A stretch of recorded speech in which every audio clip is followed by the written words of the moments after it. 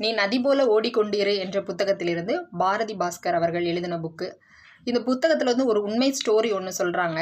சரோ அப்படின்னு சொல்லிட்டு அவங்களோட பள்ளி வயது தோழியை வந்து அவங்க சந்திக்கிறாங்க. சந்திக்கும் போது 2 பேரும் இருந்து பேசிக்கிட்டே இருக்காங்க. அப்போ அங்கே வந்து பாரதி மேடமோட மேனேஜர் ஒருத்தர் வராங்க அந்த இடத்துக்கு. அப்போ வந்ததும் ஹாய் அப்படின்னு சொல்கிறாங்க பாரதி மேடம். அவங்களும் ஹாய் சொல்கிறாங்க.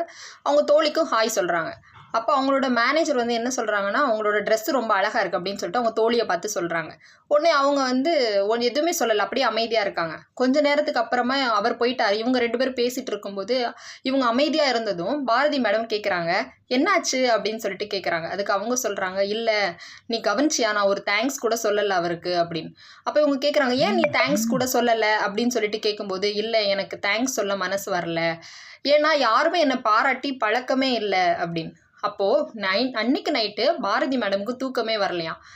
ஏன்னா நம்மளை சுற்றி எத்தனை சரோக்கள், எத்தனை ஸ்டெல்லாக்கள், எத்தனை பெண்மணிகள் வந்து இப்படியே ஒரு மனக்குமரலோட இருக்காங்கல்ல. நம்ம எவ்வளோ வேலை செஞ்சும் நமக்கு ஒரு பாராட்டே கிடைக்கல அப்படின்னு சொல்லிட்டு.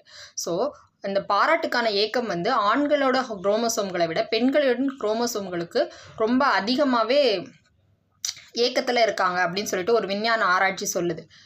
இப்போ உண்மையாகவே சொல்லப்போனால் ஒரு பாராட்டு அப்படின்னு சொல்கிறது ஒவ்வொருத்தருக்குமே முக்கியம்தான். ஒரு வீட்டில் வந்து காலையிலேருந்து ஈவினிங் வரைக்கும் அவ்வளோ வேலை செய்கிறோம், பாராட்டே கிடைக்காது. ஏங்க புது புடவை எப்படி இருக்குது அப்படின்னு சொல்லிட்டு கேட்டால் கூட பாப்பாரா இல்லையான்னு சொல்லிட்டு தெரியாது அந்த புடவைய. நல்லா இருக்குது அப்படின்னு சொல்லிட்டு சொல்கிறோம். அதே மாதிரி இன்றைக்கி ரசத்தில் ஒரு சேஞ்ச் இருக்கே அப்படின்னு சொல்லிட்டு கேட்டால் கூட, அப்படியா எனக்கு எதுவுமே தெரியலையே அப்படின்னு சொல்லிட்டு அந்த ரசமாக இருந்தாலும் சரி, சாம்பாராக இருந்தாலும் சரி, எதுவாக இருந்தாலும் சரி சாப்பிட்டுட்டு போயிடுவாங்க.